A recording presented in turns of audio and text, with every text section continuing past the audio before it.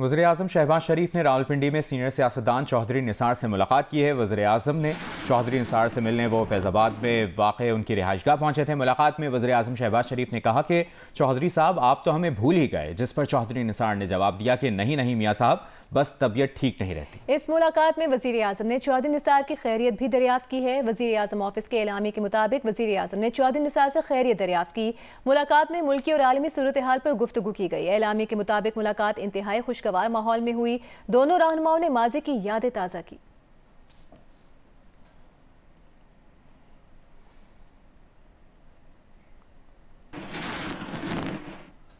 वज़ीर-ए-आज़म शहबाज शरीफ ने अपना मीटर अपनी रीडिंग ऐप का इफ्तिताह कर दिया है। ऐप लॉन्चिंग तकरीब से खिताब में वज़ीर-ए-आज़म ने कहा कि अपना मीटर अपनी रीडिंग ऐप कराची से पेशावर तक काम करेगी, जिसका फ़ायदा आम सारिफ को पहुँचेगा। अपना मीटर अपनी रीडिंग का असल फ़ायदा आम सारिफ को है, और ये जो ऐप है, ये जो टेक्नोलॉजी है, ये रिफॉर्म एक इनकलाबी टेक्नोलॉजी रिफॉर्म है। इसका फ़ायदा हर घर में हर सारिफ को जाएगा। इस ऐप को कराची से लेकर पेशावर तक घर घर इसको वज़ीर तवानाई ओवैस लगारी ने बताया है कि अपना मीटर अपनी रीडिंग ऐप से बिलिंग में शफाफियत आएगी। ऐप लॉन्चिंग तकरीब से खिताब में ओवैस लगारी ने कहा कि मीटर रीडर को एक बहुत बड़ा इख्तियार हासिल था कि वो एक दिन लेट रीडिंग लेकर सारिफ का बिल 2000 से 8000 करते। ओवर बिलिंग एक बहुत बड़ा इशू था प्राइम मिनिस्टर साहब। पिछले साल के अंदर सिर्फ आपकी हुकूमत ने 110 अरब रुपए की ओवर बिल्ड जो रकूम है वो कंज्यूमर्स को वापस की। कंज्यूमर फील करता है कि उसके हकूक़ को पामाल किया जा रहा है, उसकी ट्रांसपेरेंसी नहीं है। इस किस्म के सिस्टम के ज़रिए आइंदा इस बात को इंश्योर किया जा सकेगा कि लोगों को किसी तरीके से भी उनकी एक्सप्लॉयटेशन ना हो। तो ये मीटर रीडर का जो इख्तियार था, जो एक बहुत बड़ा इख्तियार था, वो अगर एक दिन देर से रीडिंग करे तो गरीब लोग 200 यूनिट से 200 के ऊपर चले जाते हैं। उससे उनका बिल 2000 सवा 2000 से 8500 तक पहुंच जाता है, जो उनके पूरे साल के अंदर कई लाख रुपए का उनके ऊपर इम्पैक्ट आता है। वज़ारत पावर डिवीजन ने वाज़ेह किया है कि अपना मीटर अपनी रीडिंग ऐप के इलेक्ट्रिक सारिफीन इस्तेमाल नहीं कर सकेंगे। इस बारे में मज़ीद जानेंगे नुमाइंदा जियो न्यूज़ सैफुर रहमान से। सैफ बताइएगा क्या तफसील है आपके पास? जी, चूँकि हमारी जो ज़राए से बात हुई है पावर डिवीजन के, चूँकि ये एक प्राइवेट एंटिटी है, इसकी निजकारी हो चुकी है। आमतौर पर जो गवर्नमेंट डिसीजन करती है, अगरचे वो टैरिफ से मुतल्लिक हों, वो कराची के सार्फिन पर तो लागू हो जाते हैं, लेकिन अभी ये बताया गया कि फ़िलहाल कराची के सार्फिन के लिए सहूलत नहीं होगी।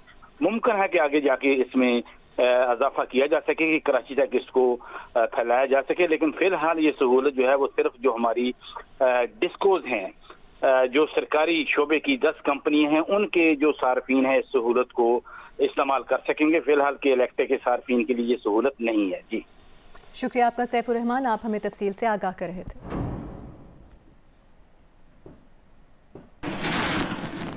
अमीर जमात इस्लामी हाफिज नईमुर रहमान ने कहा है कि मखसूस नशिस्तों पर शर्मनाक फैसला स्याह अदालती तारीख में एक और बाब का इजाफा है। नशिस्तों पर तहरीक इंसाफ का हक था, मगर इन नशिस्तों की बंदर बांट कर दी गई। लाहौर में जमात इस्लामी के ज़िम्मेदारान की तरबियती नशिस्त से खिताब में हाफिज नईमुर रहमान ने कहा कि देखते हैं कि उसूली बातें करने वाले वसूली नशिस्तें कबूल करते हैं या नहीं।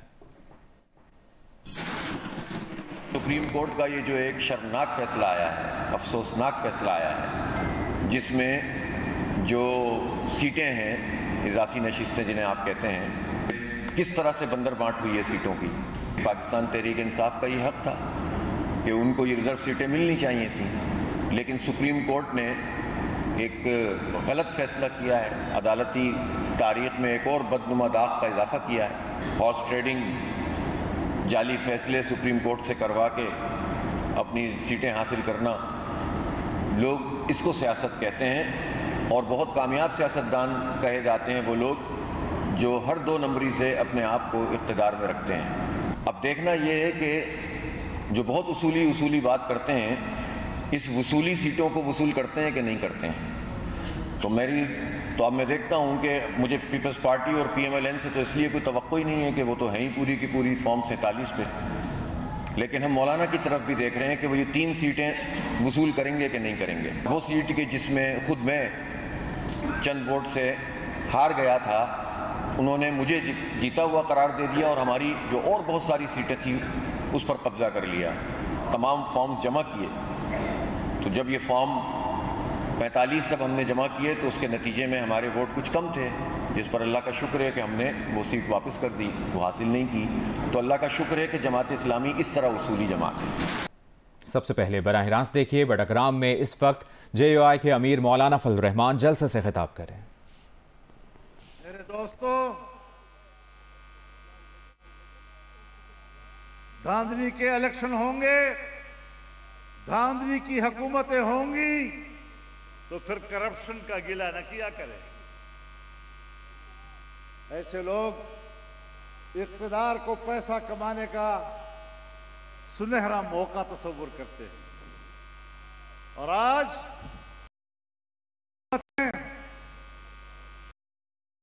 माहौल को गनीमत समझते हुए का पैसा लूट,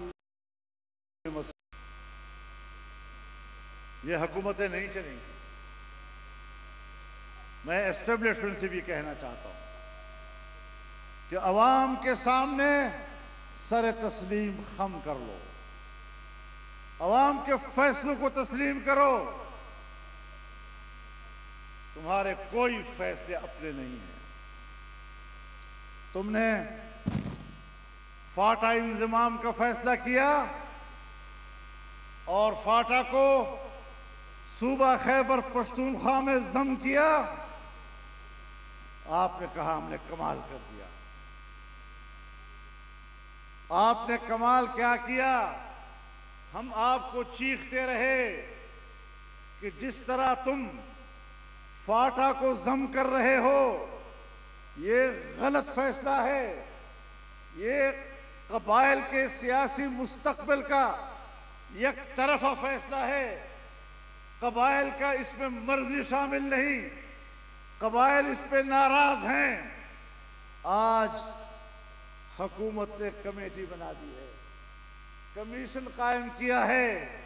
आओ जरा इंतजाम पे दोबारा गौर करें।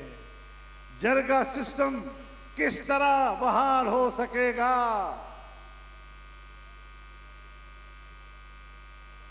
हाय उज्जूद पशीमा का पशीमा होना।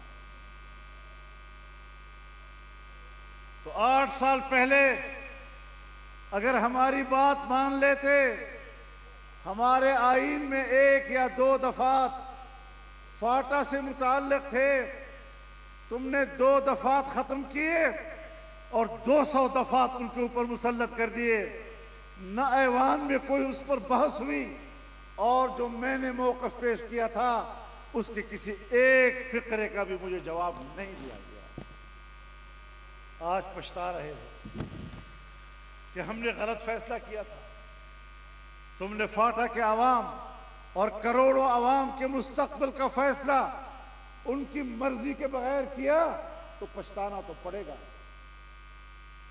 मान लो कि तुम्हारे अंदर सियासी बसीरत नहीं है, मान लो कि तुम सियासी लिहाज से कोरे हो, तुम्हारी खोपड़ियों में भूसा भरा हुआ है, दिमाग की ताकत नहीं है कि आप इस मुल्क और इस कौम के मुस्तकबिल को फैसला कर सकें। कायदे जमीयत मौलाना फजलुर रहमान, कायदे जमीयत मौलाना फजलुर रहमान, कायद तेरी फरासत को, कायद तेरी फरासत को।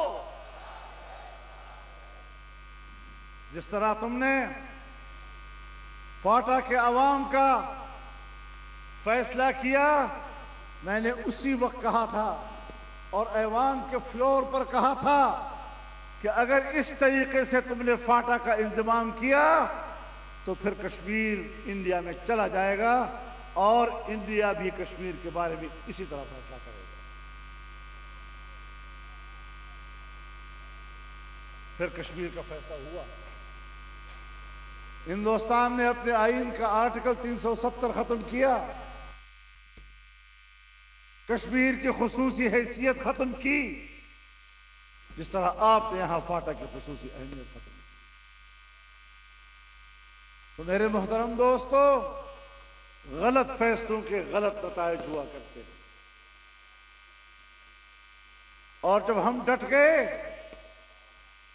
तो हमें राजी करने के लिए यहां तक कह दिया कि अगर हमने फाटा का इंतजाम न किया तो अमेरिका नाराज हो जाएगा।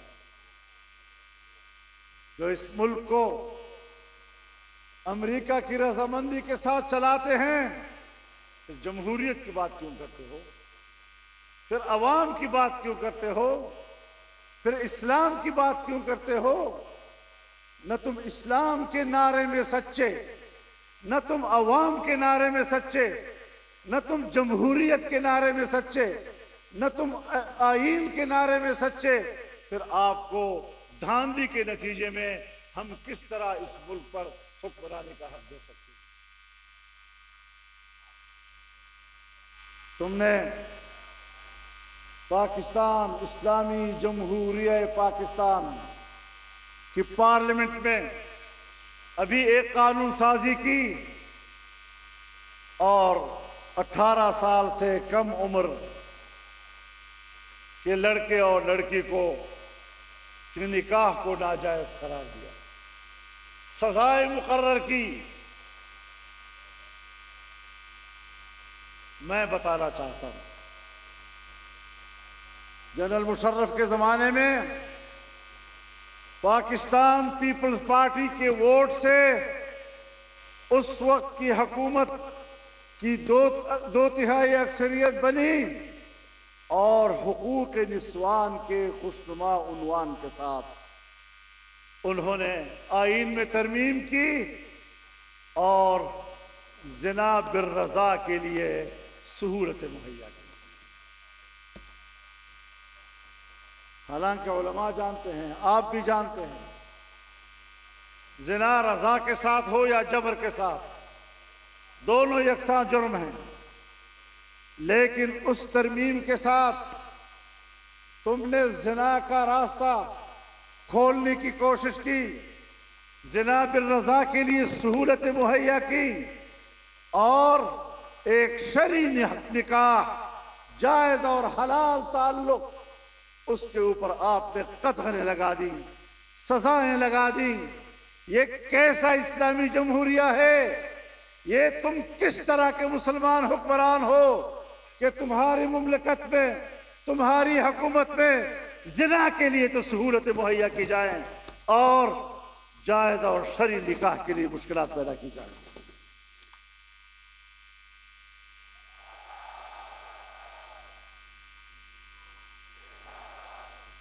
तुम जैसे हुक्मरानों के होते हुए मैंने उस दिन पार्लियामेंट में भी कहा कि तुमने छत के ऊपर अल्लाह के 99 नाम लिखे हुए हैं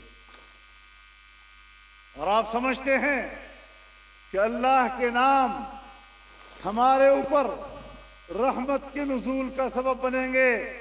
तुम्हें यह खौफ क्यों नहीं है कि अल्लाह के 99 नाम तुम्हारे ऊपर फिटकार भी कर रहे हैं? अमेरिका का जो यार है, अमेरिका का जो यार है, अल्लाह की फिटकार से डरो। तुम खुदा से बगावत कर रहे हो। अल्लाह रब्बुल इज्जत फरमाता है, मा कान लिमुमिन वला मुमिनतिन इज़ा क़ज़ल्लाहु व रसूलुहु अम्रन अन यकून लहुमुल खियरतु मिन अम्रिहिम। कोई भी मोमिन दरिया स्वात में डूबने वाले एक और बच्चे की लाश 4 सदा से निकाल ली गई है। तादाद 12 हो गई। एक बच्चे की तलाश के लिए रेस्क्यू ऑपरेशन जारी है। उधर जिले इंतजामिया की जानिब से दरिया किनारे तजावुज़ात के खिलाफ ग्रैंड ऑपरेशन भी शुरू कर दिया गया है। पुलिस ने मुज़ाहमत करने वाले 3 अफराद को गिरफ्तार कर लिया। रेस्क्यू के मुताबिक दरियाए सवात में डूबने वाले एक और बच्चे की लाश 4 सदा से बरामद कर ली गई है। बच्चे का ताल्लुक बरदान से बताया जा रहा है। अब तक 12 लाशें निकाली जा चुकी हैं। रेस्क्यू की जानिब से डस्का से ताल्लुक रखने वाले एक और बच्चे की तलाश के लिए मुख्तलिफ मकामात पर ऑपरेशन तीसरे रोज भी जारी है। 2 रोज कबल दरिया के किनारे नाश्ता करने और सेल्फियां लेने वाले 17 अफराद सैलाबी रेले में बह गए थे। 4 को बचा लिया गया था, जिनमें से 10 अफराद का ताल्लुक सियालकोट, 6 का मर्दान और 1 शख्स सवात का रिहायशी था। दूसरी जानिब जिला इंतजामिया की जानिब से तजावुजात के खिलाफ ग्रैंड ऑपरेशन शुरू कर दिया गया। ऑपरेशन के खिलाफ दरियाए सवात के करीब कायम होटल मालिकान ने एहतजाज किया। मुजाहिरीन का कहना है कि तजावुजात के खिलाफ ऑपरेशन में अमीरों को नजरअंदाज जबकि गरीब लोगों के होटलों को गिराया जा रहा है। पुलिस ने मज़ाहिमत करने वाले 3 अफराद को गिरफ्तार कर लिया। जिला इंतजामिया का कहना है कि तजावुजात के खिलाफ बिला तफरीक कार्रवाई जारी रहेगी। ऑपरेशन में किसी किस्म की मज़ाहिमत बर्दाश्त नहीं की जाएगी। एहतजाज करते हुए होटल मालिकान का कहना था कि ऑपरेशन का आगाज सबसे पहले तजावुजात में शामिल बाअसर अफराद के होटल से होना चाहिए। होटल मालिकान के पास अदालती दस्तावेजात मौजूद हैं और अदालत के नोटिस के बगैर अचानक कार्रवाई अफसोसनाक और गैर कानूनी है। कराची में गुज़श्ता रोज़ होने वाली बारिश के बाद शहर की मरकजी शाहराहों से तो पानी क्लियर हो गया है, लेकिन कई अंदरूनी इलाकों और सड़कों की सूरत हाल अबतर है, जहां कुछ इलाकों में अभी भी पानी सड़क पर मौजूद है। वहीं बारिश के बायस सड़कों पर पड़ने वाले बड़े बड़े गड्ढे शहरियों के लिए अजियत का सबब बन रहे हैं। मजीद तफसील कराची से किरण खान की इस रिपोर्ट में। कराची में होने वाली हालिया बारिशों के बाद शहर की मरकजी शाहराहों से तो पानी की निकासी हो गई है, लेकिन शहर के मुख्तलिफ इलाकों की अंदरूनी गलियों और सड़कों की सूरत हाल इंतहाई खराब है। कहीं सीवरेज के मसाइल सामने आ गए हैं तो कहीं टूटी फूटी सड़कों से गुजरना शहरियों के लिए एक इम्तिहान साबित हो रहा है। इसी तरह कराची के इलाके गार्डन में अब तक पानी सड़क पर मौजूद है, जिसकी वजह से शहरियों को दुश्वारी का सामना है। जब भी बारिश होती है हम तो ख्वार हैं, विदाउट बारिश भी पानी की लाइन फटी, गटर लाइन फटी, हम 3-3 दिन ऐसे ही रहे। अभी आप लोग मीडिया आए ना, अभी 2 ट्रक आ जाएंगे, यहाँ से खोल के चले जाएंगे, वरना नहीं। सीवरेज का ही है अपना, ये बारिशों का ही है, ये ढलान है, यहाँ पे हर दफ़ा यही मामला होता है। जब बाइकें सब कुछ बंद, हम लोग की ये गटर लाइन तकरीबन 6 महीने से साल हो गया बंद है, कोई पूछने वाला नहीं है। 2-2 फीट के गड्ढे बड़े हुए हैं, बच्चे भी गिरते हैं पानी में, औरतें भी गिरती है और ये हाल है आपके सामने। ओल्ड सिटी एरिया में बोल्टन मार्केट, न्यू चाली, गुरु मंदिर और लियारी समेत कुछ इलाकों में ताहाल बारिश का पानी मौजूद है। शहरियों का कहना है कि यहाँ हर बारिश में यही सूरत हाल होती है, लेकिन इंतजामिया की जानिब से इस मसले के मुस्तकिल हल के लिए कोई ठोस इकदाम नहीं किए जाते। शहरियों का कहना है कि एक तरफ जहां गैस की पाइपलाइंस बिछाने के लिए खोदी गई सड़कों की वजह से मुख्तलिफ इलाकों की सड़कों की सूरत हाल खराब थी, तो बारिश के बाद वो मजीद अबतर हो गई है। कैमरामैन नासिर अली, जीशान इकबाल और जावेद उमरानी के साथ किरण खान, जियो न्यूज़, कराची। मलिका कोहसार, मरी और गलियात में सयाहों का सैलाब उमड़ आया। जमीन को छूते बादलों ने सयाहों को अपने शहर में जकड़ लिया है। मरी से मौसम और ट्रैफिक की सूरत हाल बता रहे हैं नुमाइंदा जियो न्यूज़ जवाद शौकत अब्बासी। जी देखें, मैं इस वक्त मलिका कोहसार मरी में हूँ और मरी के मौसम की अगर बात करूँ तो इस वक्त हर तरफ जो है वो बादल छाए हुए हैं, बादल बिल्कुल ज़मीन तक आ गए हैं। लो लेवल क्लाउड्स ने मरी के मौसम को और मरी की खूबसूरती को 4 चांद लगा दिए हैं। इस वक्त पाकिस्तान भर से सयाहों की बहुत बड़ी तादाद इस वक्त मरी और गलियात के ऊपर टूट पड़ी है। इस वक्त जो हद निगाह है वो भी बहुत कम है। गर्मी के सताए से आप बहुत बड़ी तादाद में जब मरी पहुंचे हैं, तो इस वक्त मैं अगर बताऊं तो लोअर टोपा से लेके GPO चौक तक एक तरफ जो मरी जाने वाले सयाह हैं उनकी लाइन लगी है, उनका तांता बना हुआ है, और दूसरी जानिब जो है वो गलियात जाने वाले रास्तों के ऊपर भी बहुत ज़्यादा ट्रैफिक है। लोग आ रहे हैं और मरी के और गलियात के इस बदलते मौसम से खूब लुत्फ उठा रहे हैं। कि मरी में जो सबसे बड़ा मसला पार्किंग का है, और पार्किंग ना होने की वजह से इस वक्त ट्रैफिक के रवाने में जो है वो शदीद जो है वो मुश्किलात भी है, रुकावट भी है। लेकिन इस वक्त जो मरी का मौसम है वो इंतहाई दिलफरेब है, इंतहाई हसीन है। इस वक्त अगर बात करूँ महकमे मौसमियात की, तो महकमे मौसमियात के मुताबिक आइंदा 24 घंटे मलिका कोहसार, मरी और गलियात में बारिश और यालाबारी का इम्कान है। जी।